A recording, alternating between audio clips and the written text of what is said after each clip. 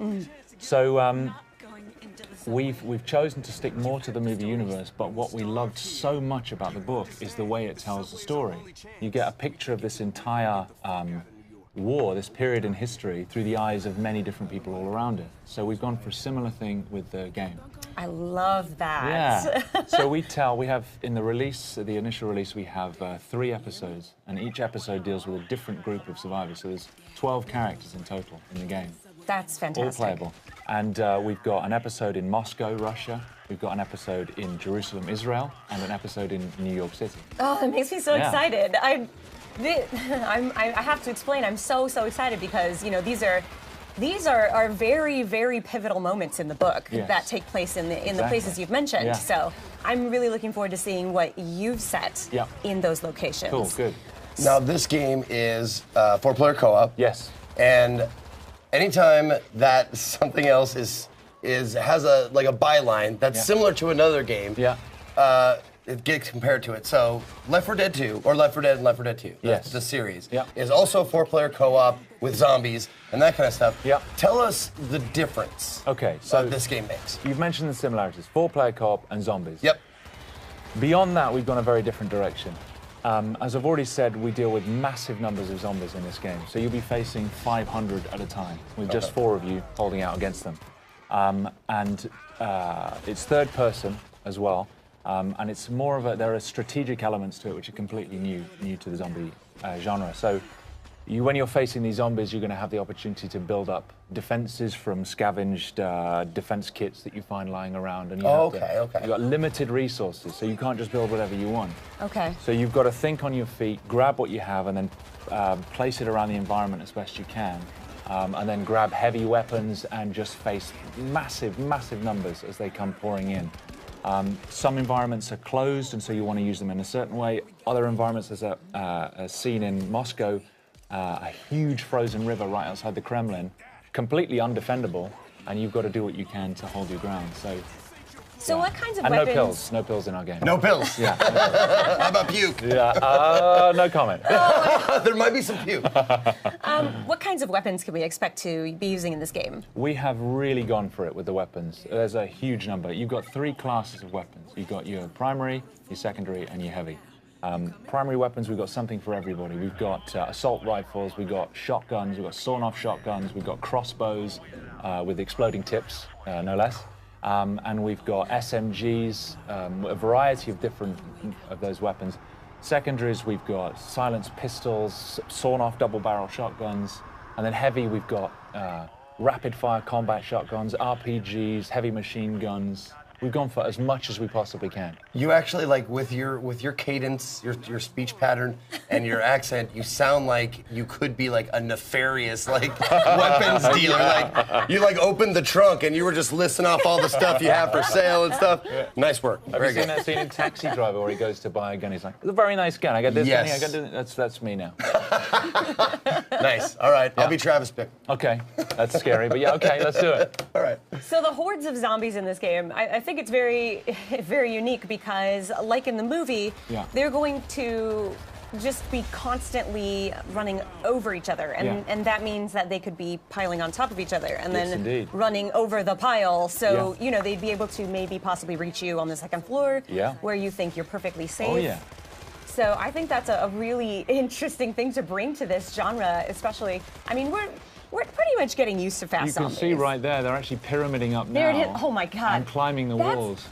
To me, that is terrifying. If I was playing this game, I don't know. Well, it's great because the guys have put such an enormous amount of work into the physics system that governs those zombies and how they move. And so you're never safe anywhere. There's nowhere to hide. They will climb the walls, they'll climb over buildings. And actually, when we were designing the zombies, we put a lot of thought into the psychology of the zombie. Because, of course, they have no fear. They're not like another enemy where you can break their morale.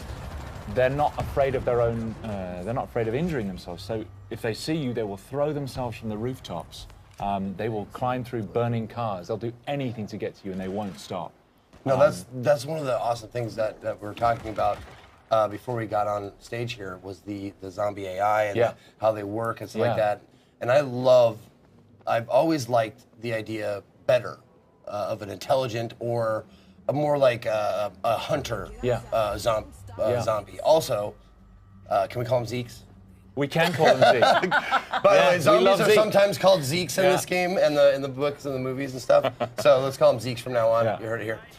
Anyway, no, I love that the idea of hunting. Like they're trying to eat you for food or trying to procreate, which are like the two basis instincts of any living thing. There's no zombie procreation in our game, I'm afraid to say. Oh, really? Yeah, I'm afraid there's. Oh, that's what I meant. I didn't mean like making love. Okay. I meant like biting and turning. Transmission. Okay. That's what I meant. Okay, right. I see. Okay. Get your mind out of the gutter, man. Come on. Like, what can I do? Oh my goodness. No, do they? Because it looks like they flow like a ant hive. Yes. Or ant hive. Ant colony. Yeah, there you go. An ant colony, yeah. An ant hive, whatever. Yeah, sure. Let's make some metaphors. Sure. But yeah, it looks like they like work like that. Like they swarm. They're not just 500 kind of independent individuals. They respond as a swarm, and so they will move and flow, not just with. I mean, when they see you, they'll move towards you the best way they can. But if there's a wall in the way, they'll pyramid up and try and get over the top of each other and over the edge. But also, a lot of them, if you shoot them and they collapse in front of you, the ones behind will just trample over the top of them. Just to get to you. Exactly, just to get to you. And I can tell you, when you're standing there and the only thing you've got is you've run out of primary ammo and you've just got your silenced pistol and you've got 300 zombies coming towards you, it's pretty damn scary. Yeah.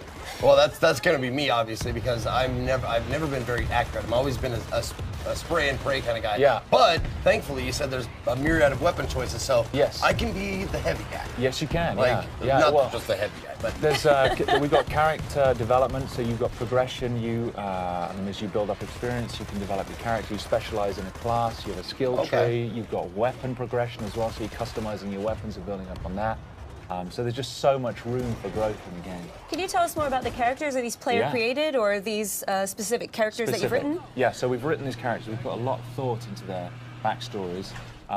What I like so much about the book is there's a lot of normal people who survived in the war because of characteristics they already had. We've gone down the same route. So in the New York episode that we're demoing, you've got Arnetta Larkin, who she's a woman. She's doing cable rigging for a power company. And she's just trying to get home to her kids to see if they're still alive. We've got Tashawn Collins, who is a firefighter, was a firefighter. We've got This will be the plague with which the Lord shall strike all men.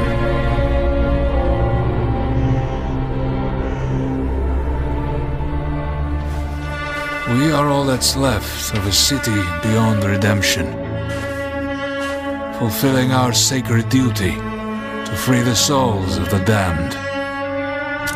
Good to go up here! Mindset. That should hold.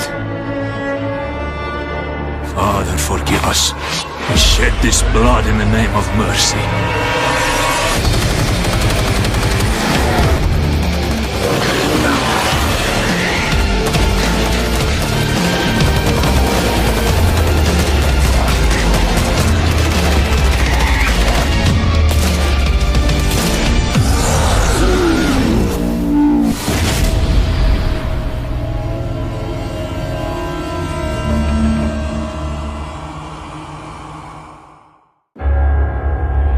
We thought the wall would stop them. We hoped the cold would freeze them. We thought the army would crush them. But nothing worked. We're all alone.